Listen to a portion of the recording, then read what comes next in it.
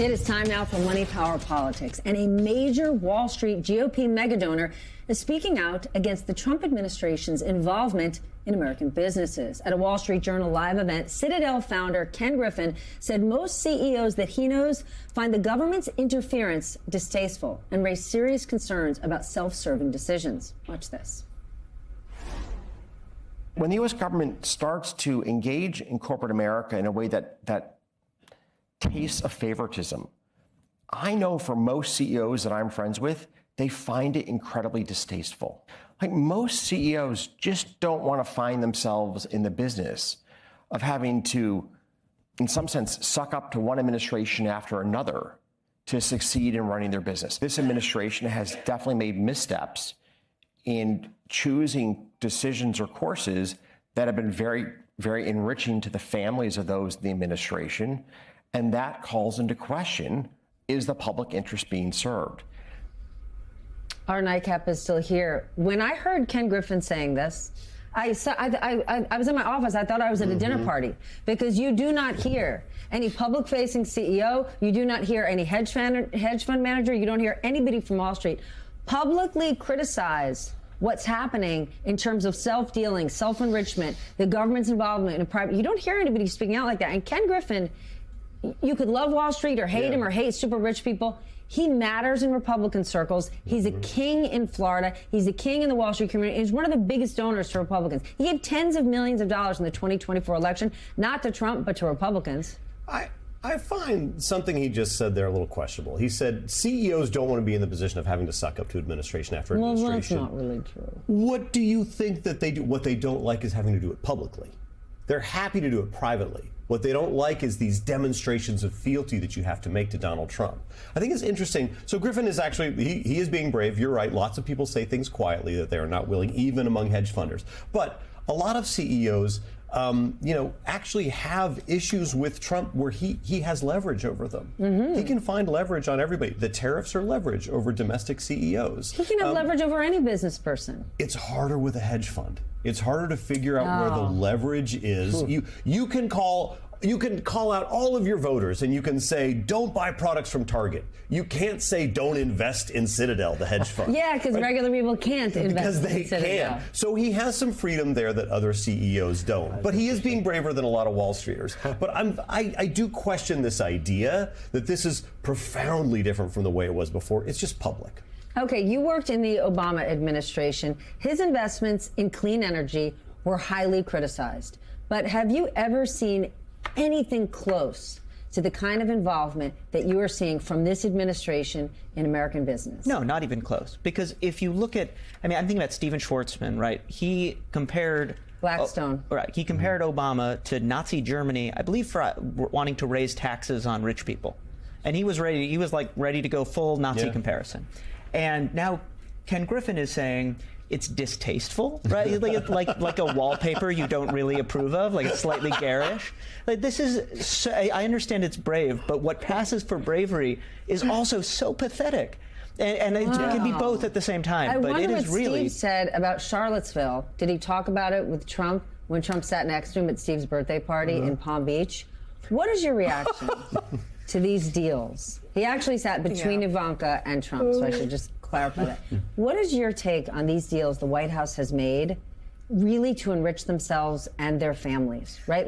When we talk about America first, it's tough to see a lot of these deals as anything but Trump first. Well, I just think about how many forms we filled out to show that we weren't enriching ourselves as young staffers, and how incapable it seems that any of our institutions are of stopping this enrichment from happening. I mean, it really should be a bit of a wake-up call for anyone who cares about sort of any separation of powers or good governance, that you can become so wealthy and basically be paid off. I mean, as a former National Security Council official, it is insane to me that we have foreign governments, gifting at the rate and the level that they're doing, and there's no one stopping it. There's no checks. It's just every single day. I mean, there's no way to even cover how much corruption is happening. So, I mean, this is just a layer of things, and thank goodness he has Minneapolis and immigration to distract from every single one of these issues, where it'd be really nice if one of our institutions could step in, but they really can't.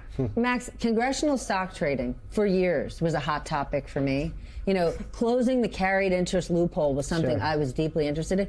Those issues are child's play. Yeah. Right? Donald Trump has made upwards, it sounds like based on reporting, of $4 billion with a B dollars in the last year. Yeah. Just wait till the Democrats take over. Right? And that's what pisses me off. What does that mean? Just wait till the Democrats Because take over? every single act of corruption and every single time that a corporate CEO publicly kisses up to Donald Trump or engages in this overt corruption, this overt transactional stuff, they're basically saying when the Democrats come back in, they're such good government people, it'll be okay because we'll go back to those days where it was just fine for me. When the Democrats come back into power in the White House, they should use every tool at their disposal, legal or otherwise, to screw these people. Because that's what is so unfair about this right now and makes me so ashamed to be a Democrat, is these folks are not afraid at all of what happens when Democrats take power. Shamelessness is the superpower. It's just, they're not afraid. They think that the Democrats are so weak and so obsessed with civility and good government that when they come into power, they'll just rewind it back and follow all the good old-fashioned norms, and they'll be just fine, so they can have their cake and eat it too. And it is the Democrats' responsibility to show them otherwise. Okay, well, one of the issues, even if people aren't paying attention, while the president is enriching himself and enriching himself, what he's not doing is addressing affordability. Yeah. How much of an issue is this going to be for the administration come the midterms? Congress is saying they've got their own plans on affordability. But is that just like lipstick on a pig? How much are you really going to get done in the next 9 months when the president, who was supposed to be on an affordability tour, when asked about affordability, he says, I consider it an old-fashioned term and I'm tired of hearing about it. Well, he seems unconvinced that he has to worry about affordability. Actually, he seems annoyed that he has to worry about. Well, he doesn't have to. Look how well he's doing. Yeah, but look at the Republicans in Congress. I think that's much more interesting. They recognize something that he doesn't. You're seeing movement on permitting reform to make it cheaper to build houses in Congress. This is something that people have been talking about forever. That's actually moving forward. These are things. There's sort of a variety of things that are being considered in Congress right now that may actually work to make housing cheaper. Housing is like an insanely complicated problem, but you see movements from the Republicans to come up with some sort of a bill that's going to do it. All the old levers that they were pulling on, we're going to cut taxes, we're going to forget about regulations, it's not working. Okay, but and there's real recognition that it's not working. Congress could be working on this, but on the heels of Trump literally saying to everyone out there who owns a house, I'm going to do everything I can to make sure the value of your house goes up. That's great for everyone who's a homeowner. Horrible for people who don't, and that's the issue. People cannot afford to buy a home. No, they can't. There's a lot of things. Look, he's incoherent on the subject of affordability, but there is a long-standing problem that predates Donald Trump. Right? It is not Donald Trump's fault that college is so expensive. No. It is not Donald Trump's fault that housing is so expensive. Sure. It's not Donald Trump's fault that childcare is so expensive. All the things that we need that give our lives meaning have become gradually more expensive over the course of the last 30 years. What's become cheaper? Socks and televisions, things we import from abroad. And so his real problem is that he anchored himself to cost. He said, Joe Biden made things expensive. I'm going to make things cheap. If you do that, you better be able to pull it off. But he did not have the levers to pull to make that work. And what happened when this temporary inflation receded? We're left with the same old problems in America. We cannot afford the things, healthcare, childcare, education, that give life meaning. And he doesn't have a fix for that. The Democrats haven't addressed it for several administrations. Nobody really seems to have a solution for that. Well, I just do want to point out, you mentioned healthcare, right? You know, there are a lot fewer Americans going bankrupt because of healthcare costs. And now there's a lot more Americans who, starting January 1st of this year, are paying astronomically more for their premiums because Republicans let the ACA subsidies expire. Yeah. And so going back to where we started with this, the corruption, because unfortunately, trying to convince voters that Republicans are more corrupt than Democrats, it just seems like a non-starter right now. But when you say, they gave him a plane. I get it. You're convinced. No, I agree. I see your point. But when you're talking to voters, I think you have to make the contrast. You have to say, listen, Trump is doing better than ever, right? He's $4 billion richer than he was, something like that. Elon Musk is richer than ever. Jeff Bezos is richer than ever. How are you doing?